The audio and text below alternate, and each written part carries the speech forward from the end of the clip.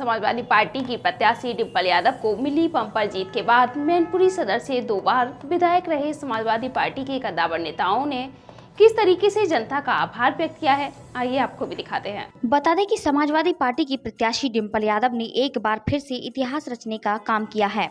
उन्होंने पहली बार आम चुनाव जीत और इतने बम्पर वोटों से उन्होंने जीत दर्ज कराई, जिसमें यह साबित हो गया है कि मैनपुरी मुलायम का गढ़ था और अब डिम्पल का भी गढ़ बन गया है। समाजवादी पार्टी की प्रत्याशी डिम्पल यादव को मिली बम्पर जीत के बाद मैनपुरी सदर विधानसभा से 2 बार विधायक रहे राजकुमार उर्फ राजू यादव ने अपने कार्यालय पर पत्रकारों से वार्ता की। उन्होंने पत्रकारों से वार्ता करते हुए सबसे पहले मैनपुरी की जनता का धन्यवाद किया है।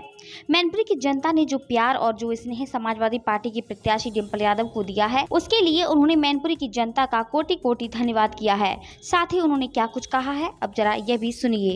आपने आयोजन किया है, मैंने ये छोटी सी प्रेस वार्ता इसलिए बुलाई है कि मैं इस वार्ता के माध्यम से मैनपुरी लोकसभा की महान जनता को बहुत बहुत धन्यवाद देना चाहता हूं कि जिन विषम परिस्थितियों में उन्होंने हमारी सांसद जी को रिकॉर्ड मतों से निर्वाचित कराया है, उसके लिए पूरी लोकसभा की जनता बधाई की पात्र है। और ख़ास तौर से 107 मैनपुरी विधानसभा की जनता इसलिए बधाई की पात्र है कि अहंकारी मंत्री ने जिस दबाव में लिया हमारे कार्यकर्ताओं को, प्रधानों को, बीडीसी मेंबरों को, लेकिन जनता ने 2 कदम आगे बढ़कर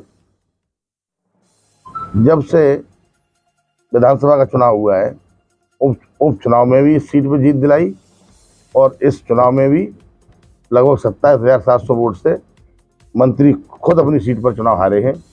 इसलिए मैं जनता को बहुत बहुत धन्यवाद देना चाहता हूं। चुनाव के दौरान बड़े बड़े दावे वादे किए गए, एक दूसरे पर टिप्पणियां की गई। अब टिप्पणियां करना समाजवादी पार्टी के संस्कारों में नहीं है, लेकिन मैं इतना कहना चाहूँगा कि पर्यटन मंत्री को लोग मैनपुरी में कब्जा मंत्री भी कहते हैं, बड़बोला मंत्री भी कहते हैं। तो मैं यही कहना चाहूँगा कि मैनपुरी की जनता ने खास तौर से सदर की कि मंत्री को इतनी घुसक मार दी है कि मंत्री की सूझ के लाल हो गई। आप पे तो तमाम जो नेता थे बड़े बड़े कहते 8 PM। कल तो काउंटिंग में 11 PM पे ही भाग गए सब। 8 PM का तो नंबर ही नहीं आ पाया। 12 बजे पंडाल खाली हो गया था। को लेकर भी चुनाव में लगातार कई टिप्पणियां करी गई। सारी बातों का जवाब कल का परिणाम है।